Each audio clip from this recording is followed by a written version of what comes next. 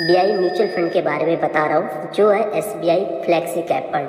इस फंड ने since Inception 16.71% का रिटर्न दिया है अपने निवेशकों को। वीडियो में आगे बढ़ने से पहले मैं बताना चाहूँगा, अगर आप एक न्यू इन्वेस्टर हैं तो म्यूचुअल फंड में इन्वेस्ट करने से पहले जिस फंड में आप इन्वेस्ट करना चाहते हैं उसकी पूरी डिटेल में जानकारी लें और पूरी तरह से R&D करने के बाद ही अपने इन्वेस्टमेंट को स्टार्ट करें, क्योंकि म्यूचुअल फंड टोटली बेस्ड है शेयर मार्केट के ऊपर। यहाँ पे डेली अप्स एंड डाउन होते रहते हैं, बट म्यूचुअल फंड में लॉन्ग टर्म में एक अच्छा रिटर्न्स मिलता है।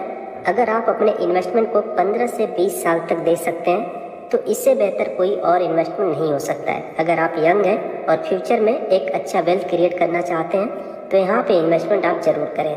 अब देखते हैं SBI फ्लेक्सी कैप के पास्ट परफॉर्मेंस के बारे में और साथ ही साथ देखेंगे कि पास्ट में अपने निवेशकों को कितना रिटर्न्स बना के दिया इस फंड ने।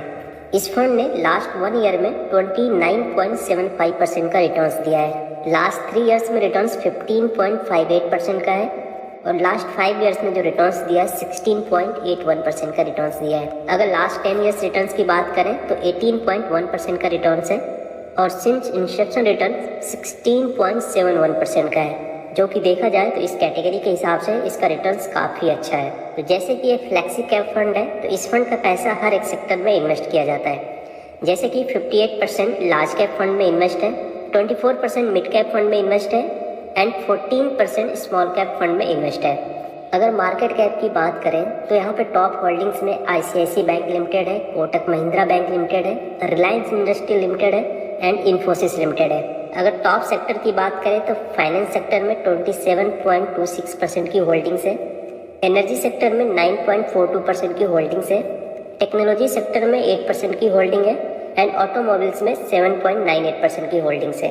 तो इससे भी आप आइडिया लगा सकते हैं कि हमारे देश के टॉप कंपनीज में यहाँ पे पैसे इन्वेस्ट किए जाते हैं। तो जब हमारा देश ग्रो करेगा तो ये कंपनियाँ भी ग्रो करेगी, उसी के साथ साथ हमारा पैसा भी ग्रो होता रहेगा। तो अगर आपका लॉन्ग टर्म का विजन है तो एक फंड आपके लिए काफ़ी अच्छा है, इसमें आप इन्वेस्टमेंट कर सकते हैं। अगर आप इस फंड में इन्वेस्ट करते हैं तो इस फंड का जो एक्सपेंस रेशो है 0.85% का है as on 31 January 2024। Expense ratio का मतलब है कि जो फंड आप इन्वेस्ट कर रहे हैं उसको मैनेज करने का कंपनी आपसे खर्चा लेती है, जो कि आपके टोटल इन्वेस्टमेंट का 0.85% होता है। जब कभी भी इस फंड में आप अपना इन्वेस्टमेंट स्टार्ट करते हैं और विदिन 1 ईयर अगर उसको विड्रॉ भी करते हैं तो उसमें 0.1% का एग्जिट लोड लगेगा। अगर 1 साल के बाद विड्रॉ करेंगे तो किसी भी तरीके का कोई चार्ज नहीं लगेगा। लेकिन मेरा सजेशन है कि अगर आप इन्वेस्टमेंट स्टार्ट कर रहे हैं तो एक लॉन्ग टर्म के पर्पज से इन्वेस्टमेंट स्टार्ट करिए। 29 सितंबर 2005 को एक फंड आया था, जब से अभी तक इस फंड को 19 साल हो चुके हैं। इस फंड में मिनिमम इन्वेस्टमेंट SIP के रूप में आप 500 रुपये से स्टार्ट कर सकते हैं और अगर आप लमसम इन्वेस्टमेंट करते हैं तो मिनिमम 1000 रुपये इन्वेस्टमेंट कर सकते हैं। तो अभी हम जो बात करने वाले हैं SIP की बात करने वाले हैं, यानी कि सिस्टमेटिक इन्वेस्टमेंट प्लान, जिसमें आप मिनिमम 500 रुपये इन्वेस्ट कर सकते हैं।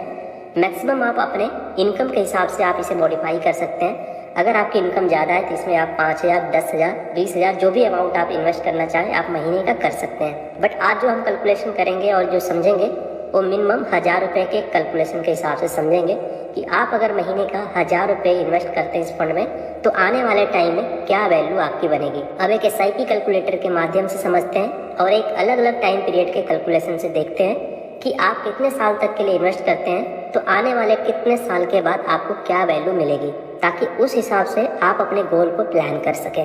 तो अगर इस फंड में मिनिमम 1000 रुपये इन्वेस्ट किया जाए, एक्सपेक्टेड रिटर्न्स हम 15% लेके चलेंगे, जो कि इस फंड ने 16.71% का रिटर्न्स दिया अपने सिंस इंसेप्शन, बट हम एक एवरेज रिटर्न्स कैलकुलेट करेंगे 15% के हिसाब से, जो कि इंडेक्स फंड म्यूचुअल फंड में एक एवरेज रिटर्न्स लॉन्ग टर्म में 15% तक का मिल जाता है। तो 1000 रुपये आप अगर 10 साल तक कंटिन्यू इन्वेस्ट करते हैं, टोटल आपका जो इन्वेस्टमेंट हो जाएगा 1,20,000 रुपये का इन्वेस्टमेंट होगा, जिसपे एस्टिमेटेड रिटर्न्स मिलेगा 1,58,657 रुपये। टोटल वैल्यू की बात करें आपके इन्वेस्टमेंट अमाउंट के साथ 2,78,657 रुपये बनेंगे। कंपाउंडिंग का जादू देखना है तो आप इस कैलकुलेशन को आप एंड तक जरूर देखें, समझ में आएगा कि कंपाउंडिंग का असली मतलब क्या होता है। अगर आप 1000 रुपये 15% रिटर्न्स के हिसाब से 15 साल के लिए इन्वेस्ट करते हैं, टोटल इन्वेस्टमेंट होगा आपका 1,80,000 रुपये। एस्टिमेटेड रिटर्न जो मिलेगा 4,96,863 रुपये। फाइनल वैल्यू बनेगी 6,76,863 रुपये। और इसी फंड में 5 साल के लिए और इन्वेस्टेड होते हैं यानी कि 20 साल तक कंटिन्यू आप इन्वेस्ट करते हैं। 20 साल में टोटल इन्वेस्टमेंट होगा आपका 2,40,000 रुपये। एस्टिमेटेड रिटर्न जो मिलेगा 12,75,955 रुपये। टोटल वैल्यू मिलेगा आपके इन्वेस्टेड अमाउंट के साथ 15,15,955 रुपये। अगर और 5 साल तक किसी फंड में इन्वेस्टेड रहते हैं, यानी कि 25 साल तक टोटल इन्वेस्ट करते हैं, इन्वेस्टमेंट अमाउंट आपका सिर्फ 3 लाख रुपये रहेगा। एस्टिमेटेड रिटर्न जो मिलेगा 29,84,074 रुपये। आपके इन्वेस्टेड अमाउंट के साथ टोटल वैल्यू बनेगी 32,84,074 रुपये। 5 साल और आगे के लिए कैलकुलेट करते हैं, यानी 25 साल की जगह पे 30 साल तक कोई इन्वेस्टेड रहते हैं इसी फंड में। 30 साल में जो टोटल इन्वेस्टेड अमाउंट होगा 3,60,000 रुपये। 60,000 के सामने जो एस्टिमेटेड रिटर्न्स मिलेगा 66,49,821 रुपये। टोटल वैल्यू मिलेगा 70,09,821 रुपये। 25 साल में जहाँ पे 32 लाख रुपए तक का कॉर्पस बन रहा था, 5 साल और बढ़ाने के बाद वो डबल से ज़्यादा का वैल्यू बन रहा है, 70 लाख के आसपास की। ये पावर है कंपाउंडिंग इंटरेस्ट की। जितने लॉन्ग टर्म के लिए आप इन्वेस्टेड रहेंगे उतना ही ज़्यादा आपको बेनिफिट मिलेगा। मान लीजिए कि कोई बहुत यंग एज में अपने इन्वेस्टमेंट जर्नी को स्टार्ट कर रहे हैं और इसको कंटिन्यू 35 साल तक इन्वेस्टमेंट करते चले जाते हैं, सिर्फ 1,000 रुपये। 1,000 रुपये की इतनी वैल्यू है। 35 साल तक टोटल इन्वेस्ट करेंगे 4,20,000 रुपये। उसके ऊपर जो एस्टिमेटेड रिटर्न्स मिलेगा 1,44,40,645 रुपये। टोटल वैल्यू मिलेगा इन्वेस्टेड अमाउंट के साथ 1,48,60,645 रुपये। अब बहुत लोगों का कमेंट्स आएगा वीडियो देखने के बाद कि 1 करोड़ वैल्यू बनाने के लिए 35 साल तक इन्वेस्ट करना पड़ रहा है। तो ये सिर्फ 1,000 रुपये का कैलकुलेशन है। अगर आपको ज़्यादा और जल्दी करना है तो आप अपना इनकम बढ़ाइए और इन्वेस्टमेंट उस हिसाब से अपना करिए, ताकि आप 20 साल 25 साल तक एक गोल अचीव कर सकें। ये बहुत सिंपल कैलकुलेशन है। आप म्यूचुअल फंड के वेबसाइट पे जाके SIP कैलकुलेटर के माध्यम से आप अपने गोल के हिसाब से कोई भी अमाउंट आप कैलकुलेट कर सकते हैं। जितना आपको महीने का इन्वेस्ट करना है और उस कंपनी का जो भी पास्ट के रिटर्न्स है उसके एवरेज रिटर्न्स के हिसाब से कैलकुलेट करिए।